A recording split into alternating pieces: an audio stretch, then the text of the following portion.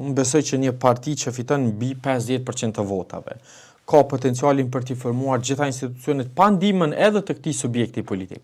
Ku është ideja në rrotpar politike e pastaj edhe ligjore që ti hysh një betejë të humbur e në fakt që të marrësh kritika, e çortime, e reagime nga partnerët më të afërt tu. Dhe unë besoj që mbas edhe përpjekja është që të vënohet më tutje procesi në mënyrë që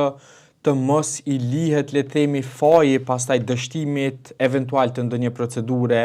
një partie, por të thuhet që ka qenë për shkak të vonesave tjera në adresim të qoftë numërimit. Mund të ky arsyetim se duket mjaft i dukshëm. Ndonë se është i dukshëm është unë besoj aq perfekt sa edhe mund t'i shitet publikut dhe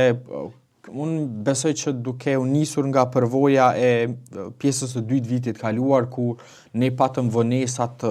krejt të panevojshme e cilat gjithë e dinim sepse po bëhen, pra qëllimi që nga muaji shtator ka qenë që zgjedhjet të shtyhen deri në dhjetor, por në fund prap le të themi piu ujë si përpjekje dhe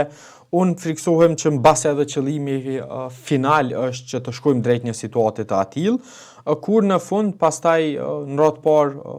do të ketë certifikim të listës serbe, ndonse me vonesë, dhe do të përpiqen që të sulmohet gjykata supreme përkatësisht PZO-ja, që këta janë ata që e mundsuan, ne nuk deshëm që ta kemi listën serbe në kuvend, por pa pasur një plan alternativ. Pra edhe do të mund diskutonim se si është mënyra më e mirë për të adresuar përgjegjësinë e listës serbe në raport me sulmin në Bajnsk dhe për gjitha veprimet e tyre destruktive. Gjykata të bënë. Pikërisht, i ka gjykata dhe ka në fakt mekanizma tjerë brenda ekzekutivit që mund ta nisë një procedurë të tillë. Pra, AKI-ja, Ministria e Punëve të Brendshme, institucione tjera të sigurisë, mund që të ofrojnë vlerësimet e tyre mbi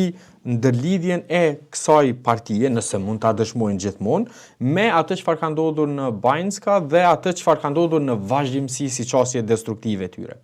Por unë besoj që ata,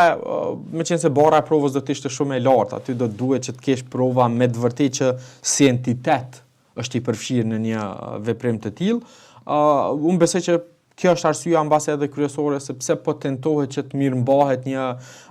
diskurs i tillë ku retorika kryesore është ne kundër të tjerëve dhe të tjerët që po përkrajnë dikë, e në cilën fatkeqësisht kanë rënë edhe partitë opozitare, sepse mos certifikimi i listës serbe përkatësisht shpallja e rezultateve për këtë subjekt politik nuk ka qenë i mundur pa përkrajën le të themi indirekte të partive opozitare. Dhe ata kanë rënë në fakt në këtë. Dhe herën e kaluar dhe po përsërit edhe tash. Leksionin nuk po e merr duket që askush. Fatkeqësisht jo, e më spaku ata cilët kanë le të themi ose pretendojnë që kanë një bagazh të shtetndërtimit, pra një përvojë që e dinë çfarë do të thotë të mos ndërmarrësh hapa ligjor dhe që dinë se çfarë pasojë do të ketë kjo tek në raport me aktorët ndërkombëtar.